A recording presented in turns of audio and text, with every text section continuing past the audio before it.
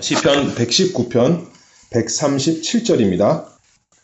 여호와여, 주는 의로우시고 주의 판단은 정직하시니이다. 주의 명하신 증거는 의롭고 지극히 성실하도소이다. 내 대적이 주의 말씀을 잊어버렸으므로 내 열성이 나를 소멸하였나이다. 주의 말씀이 심히 정미함으로 주의 종이 이를 사랑하나이다. 내가 미천하여 멸시를 당하나 주의 법도를 잊지 아니하였나이다. 주의 의는 영원한 의요 주의 법은 진리로소이다. 환난과 우환이 내게 미쳤으나 주의 계명은 나의 즐거움이니이다. 주의 증거는 영원히 의로우시니 나로 깨닫게 하사 살게 하소서. 아멘.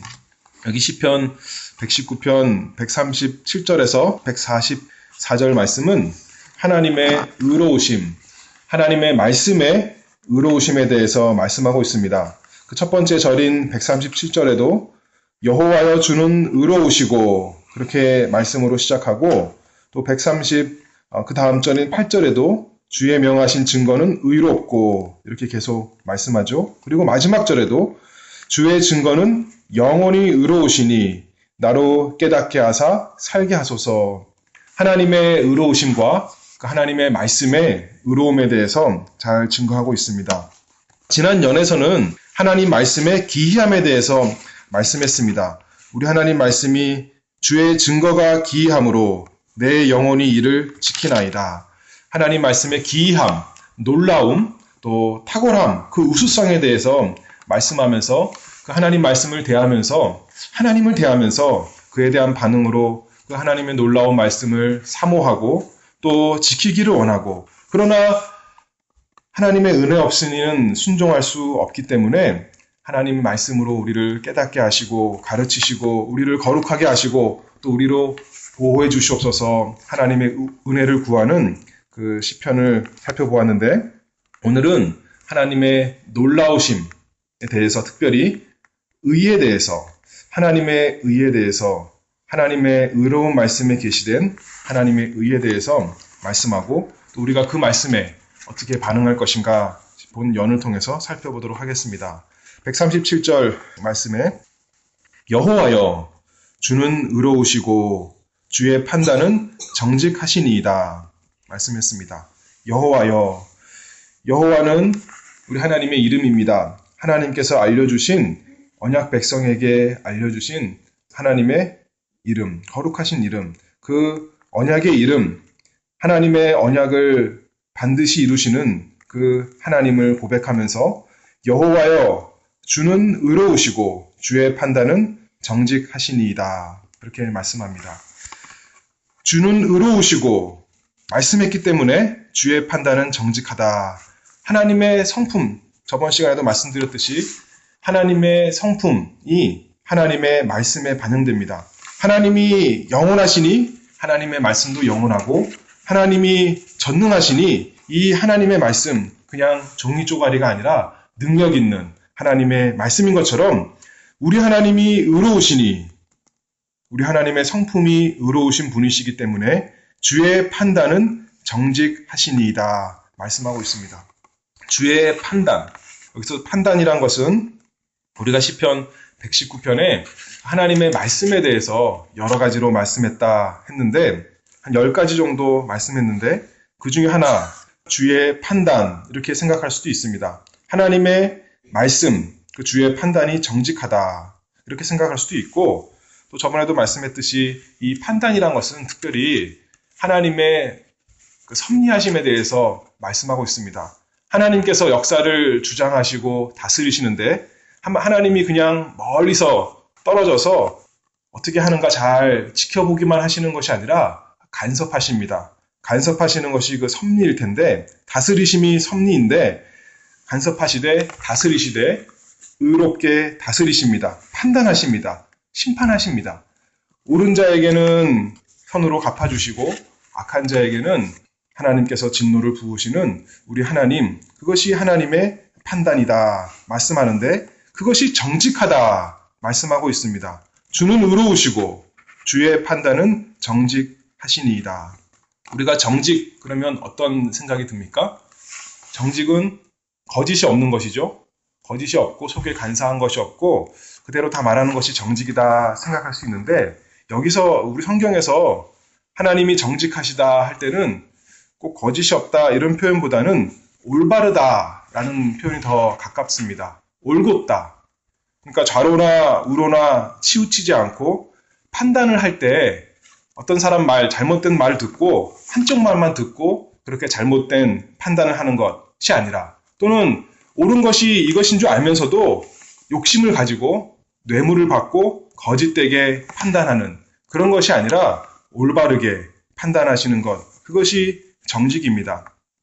사무엘상 6장 말씀에 보면 하나님의 법궤가 이스라엘이 법궤를 들고 나가 싸우다가 블레셋에게 패전해서 법궤를 빼앗겼습니다. 근데 가는 곳마다, 하나님의 법궤가 가는 곳마다 하나님께서 블레셋에게 심판을 내리신 것 우리가 잘 알고 있죠. 그래서 블레셋 사람들이, 방백들이 어떻게 했습니까? 그 소에다가, 암소에다가 법궤를 끌게 해서 이스라엘로 돌려보냅니다. 그때 사무엘상 6장 12절에 말씀하기를 암소가 벳세메스 길로 바로 행하여, 그렇게 말씀합니다. 그것이 바로 이 정직한 것하고 똑같은 단어입니다. 올바르게 곧바로 행한다는 것이죠. 대로로 가며 갈 때에 울고 좌우로 치우치지 아니하였고, 오른쪽으로도 기울지 아니하고 왼쪽으로도 기울이지 아니하고 판결을 굳게 하지 아니하고 똑바로 한다. 그것이 정직하다 하는 표현입니다. 여호와여, 주는 의로우시고 주의 판단은 정직하시니이다.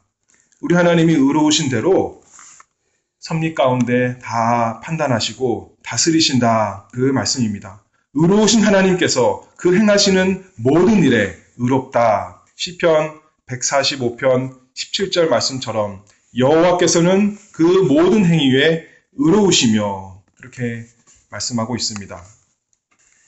그런데 우리가 하나님 앞에 살 때 우리 스스로 참 의롭지 않을 때가 많이 있습니다. 그래서 하나님께서 그 사랑하시는 자녀에게 징계를 주시는데, 느헤미야 9장 33절 말씀 보면 우리의 당한 모든 일에 주는 공의로우시니 우리는 악을 행하였사오나 주는 진실이 행하셨음이니이다.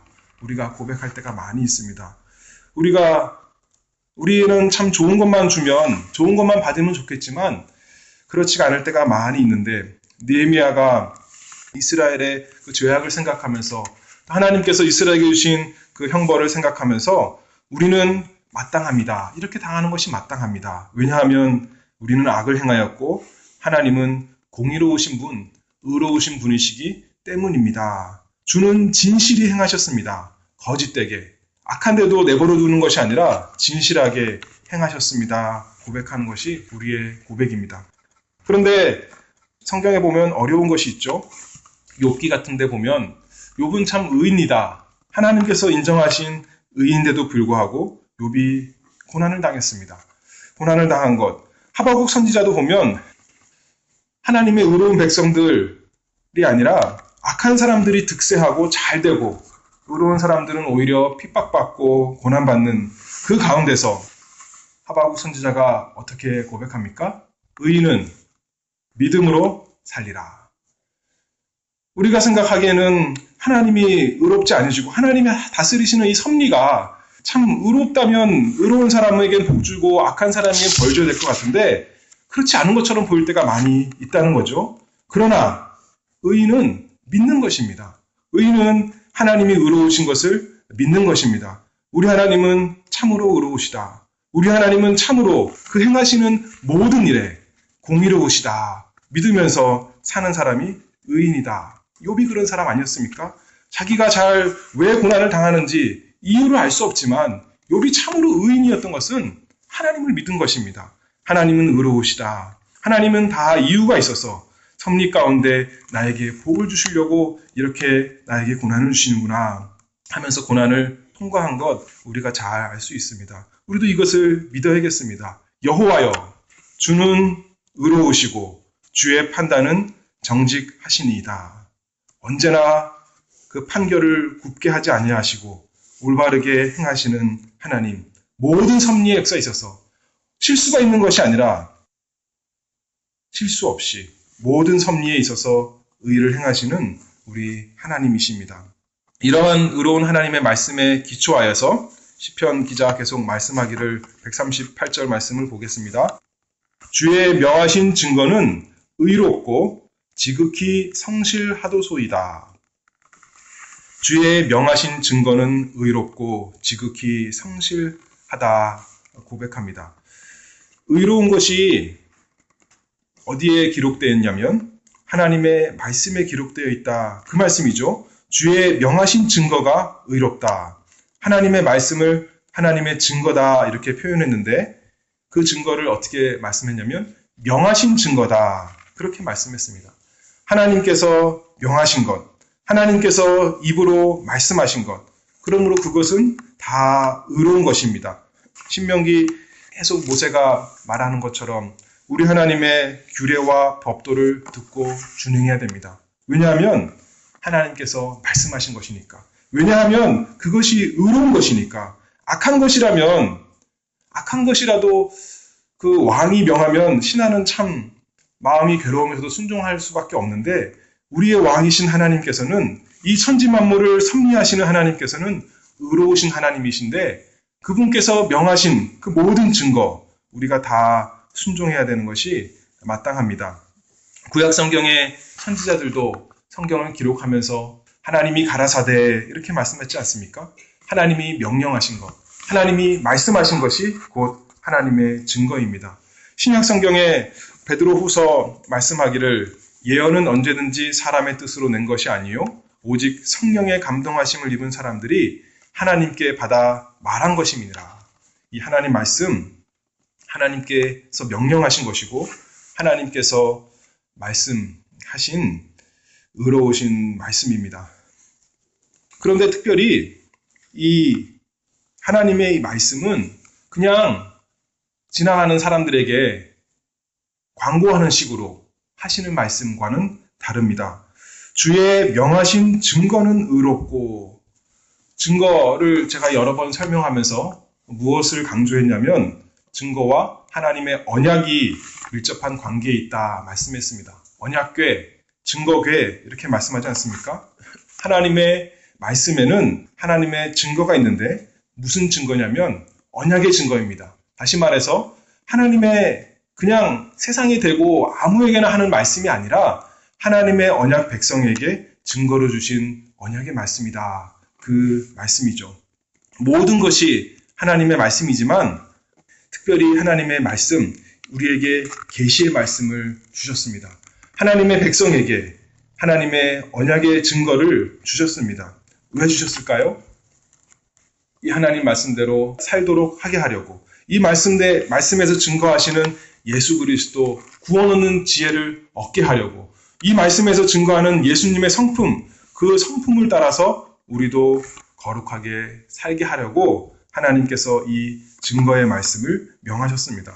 그래서 디모데후서 3장 16절에 모든 성경은 하나님의 감동으로 된 것으로 교훈과 책망과 바르게 함과 의로 교육하기에 유익하니 이는 하나님의 사람으로 온전케 하며 모든 선한 일을 행하기에 온전케 하려 함이니라. 이 세상 모든 사람에게 주신 말씀이 아니라 하나님의 사람에게 주신 말씀입니다. 하나님의 사람으로 온전케 해서 모든 선한 일을 행하기에 온전케 하려 하라고. 그래서 우리가 이것을 뭐라 그러냐면 비밀의 말씀이다. 그렇게 말합니다. 계시, 비밀이란 것은 알 수가 없는, 아무도 알 수 없는 것이 아니라 하나님께서 열어 보여주시면, 계시해 주시면 그제서 비로소 알 수 있는 것이 비밀인데 이 하나님 말씀, 특별 계시, 우리에게 하나님의 백성에게, 언약 백성에게 주신 증거의 말씀입니다. 그래서 이 말씀, 어떤 말씀입니까? 의로운 말씀이고 또 지극히 성실하도소이다. 성실한 말씀. 반드시 이루시는 말씀.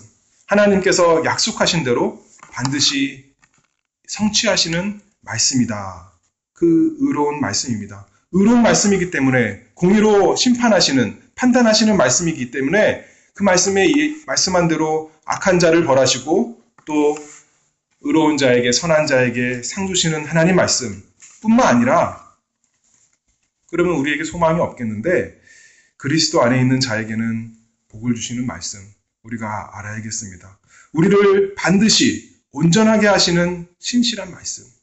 우리 생각에는 우리 속에 아직도 시꺼먼 것이 가득해서 더러운 냄새가 가득해서 참 소망 없는데 하나님께서 우리에게 의로운 말씀 주셨습니다. 지극히 성실한 말씀. 그냥 성실하다 해도 될 텐데 지극히 성실한 말씀. 반드시 이루어주는 말씀. 우리를 의롭게 하신다. 우리를 온전케 하신다. 우리를 선한 일을 행하기에 온전케 하신다. 조금 선한 일이 아니라 모든 선한 일을 행하기에 온전케 하려 함이니라. 그래서 하나님의 의로운 말씀을 주셨다. 우리의 능력이 아니라 주의 말씀이 주의 명하신 증거가 의롭고 지극히 성실하기 때문에 우리 교회가 우리 성도들이 하나님 말씀을 따라서 점차 의롭게 될 것 우리가 소망하고 바라보고 노력을 하는 것입니다. 그래서 이러한 하나님의 말씀, 의로운 말씀 우리가 받았을 때 어떻게 반응하는가? 139절 한 절만 더 보면 내 대적이 주의 말씀을 잊어버렸으므로 내 열성이 나를 소멸하였나이다. 내 대적이 주의 말씀을 잊어버렸다 했습니다. 그렇기 때문에 내 열성이, 내 열심이 나를 소멸하였다. 나를 삼켰다. 사로잡았다. 나로 가득 찼다. 내 안에 가득 차게 되었다. 그렇게 말씀합니다. 열심히 나를 소멸하다. 삼키다. 이 표현이 어디서 나옵니까? 우리 예수님께서 성전에 가셨을 때 그 성전이 장사하는 소굴이 되었을 때 하나님을 예배하는 곳인데 하나님께 기도하는 것인데 그곳이 장사하는 곳이 되고 속이는 것이 되고 욕심 가득한 곳이 되었을 때 예수님께서 다 들러 엎으셨죠. 거기에 대해서 말씀하기를 복음서에서 말하기를 시편 69편 9절을 인용한 것인데 주의 집을 위하는 열성이 나를 삼키고 주를 회방하는 회방이 내게 미쳤나이다.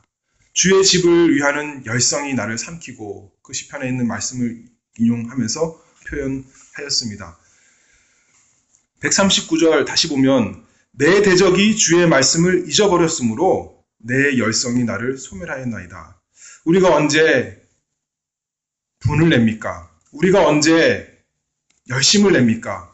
여기 시편에 있는 말씀처럼 내 대적이 주의 말씀을 잊어버렸을 때 나를 괴롭히고 나를 핍박하고 압박하는 그것이 문제가 아니라 주의 말씀을 잊어버렸을 때, 주의 말씀을 없이 할 때, 주의 말씀을 멸시하고 없는 것처럼 다 잊어버렸을 때 우리가 열심을 내서 나를 삼킬 정도로, 그 열심이 나를 삼킬 정도로 된다 하는 말씀입니다.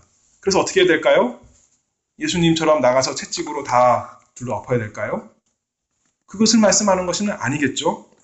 우리는 예수님이 아니고 우리에게 하나님께서 그런 칼의 권세를 이 세상에서 대부분은 주시지 않았기 때문에 그렇게 하는 것이 아닙니다. 그러면 어떻게 해야 될까요? 시편에 있는 여러 시 중에 어려운 시들이 있는데 어떤 시들이냐면 저주하는 시입니다. 우리 하나님 은혜의 하나님, 긍휼의 하나님, 용서하는 하나님인데 시편에 보면 원수에 대해서 저주하는 시들이 많이 나옵니다. 그것을 생각해 볼 때 이것을 생각할 수가 있습니다. 저주한다. 하나님의 그 말씀을 잊어버린 대적들을 향해서 저주한다. 다시 말해서 그것을 안타까워 여기면서 통한히 여기면서 우리가 그것을 가지고 기도하는 것입니다. 우리가 혈기를 부리고 큰 소리를 내고 가서 힘으로 싸우고 안 좋게 하는 그것이 아니라 우리가 이 문제를 가지고 시편처럼 하나님께 나아가 기도해야 되는 것이죠.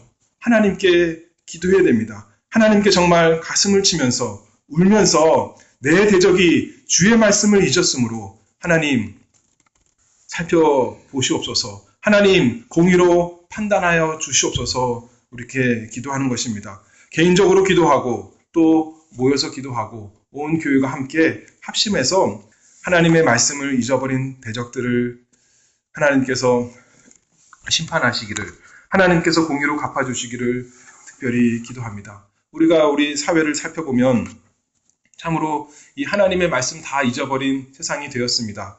하나님께서 결혼을 참 소중히 여기시는데, 거룩하게 보셨는데 그것을 다 망가뜨리는 세상이 되었고, 하나님께서 생명을 소중히 여기시는데 생명을 소중히 여기지 않는 그런 세상이 되었고, 우리 하나님이 진실한 하나님인데 이 세상에 거짓이 가득하고 욕심이 가득한 세상이 된 것, 안식일을 기억하여 거룩히 지키라 했는데 안식일을 기억하여 열심히 자기 욕심 챙기는 그런 세상이 되었습니다. 그것을 가지고 우리가 내 대적이 주의 말씀을 잊어버렸으므로 내 열성이 나를 소멸하였나이다. 열심히 기도하는 것입니다. 단순히 내가 아프고 내 가족이 조금 괴로운 것이 왔을 때 그것만을 위해 기도하는 것이 아니라 하나님의 대적, 하나님의 원수가 하나님의 말씀 잊어버리고 하나님의 명령, 하나님의 규례와 법도 다 잊어버리고 자기 마음대로 멸시하며 사는 것, 그것을 가지고 우리가 참 눈물을 흘리며 기도해야 될 것, 이 말씀을 통해서 살펴볼 수가 있습니다. 특별히 우리 예수님 하나님의 집에 가서 그 성전에서 채찍으로 다 아프셨는데, 성전은 예배하는 곳입니다. 기도하는 곳입니다. 우리가 요새 사람들이 예배를 거룩하게 여기지 아니하고 자기 중심으로, 사람 중심으로 하는 예배가 많이 있습니다. 사람을 기쁘게 하려고, 나를 편하게 하려고 예배 시간에 그렇게 하는 것이 많이 있지만, 우리는 그런 것과 타협하지 말고 우리 예수님 화내신 적이 딱 한 번밖에 없는데 하나님의 전에서 화내신 것이에요. 예배하는 곳에서 예수님께서 분을 내시고 열심히, 그 열심히 사로잡힌 것 우리가 기억하면서 우리도 하나님께 대한 예배 타협하지 말고 거룩하게 드리도록 힘써야겠습니다. 남에 대해서가 아니라 우리가 언제나 자기를 돌아봐야겠죠. 내 대적이 밖에만 있는 것이 아니라 내 안에 있는 것 언제나 기억해야 됩니다. 내 속에 악한 것이 있는 것, 우리가 하나님의 말씀을 잊어버린 것, 그래서 하나님의 말씀을 만홀히 여기고 멸시하고, 머리로는 다 알지만, 평생 들어서 다 알지만 실천하지 않는 것, 내 속에 거짓이 가득하고 내 속에 욕심이 가득하고 내 속에 안식일을 지키지 아니하고 우상 숭배하고 결혼을 소중히 여기지 아니하고 생명을 소중히 여기지 아니한 그 모든 것, 남의 명예를 소중히 여기지 아니하고 중상모략하는, 우리 비방하는 그런 모든 악한 것이 내 속에 있는 줄 알고 그것을 우리가 회개하면서, 통회하면서, 정말 열심으로 회개하면서 하나님의 은혜를 구하는 우리가 다 되어야겠습니다. 참으로 하나님의 말씀과 그 말씀이 의로우심을 믿는다면, 하나님께서 정말 그 판단하심이 정직하게 하시는 것을 믿는다면 우리가 설렁설렁 넘어갈 것이 아니라 열심으로 죄를 회개하고 하나님께 돌이켜야겠습니다. 나의 죄를 회개하고 또 우리 가족의 죄를 회개하고, 욥이 아들들을 위해서 제사를 드렸던 것처럼 우리 가족의 죄를 위해서, 또 우리 교회, 우리의 죄를 위해서 찾아서 부지런히 회개하면 회개하는 복 있는 우리 모두가 되기를 바랍니다. 기도하겠습니다.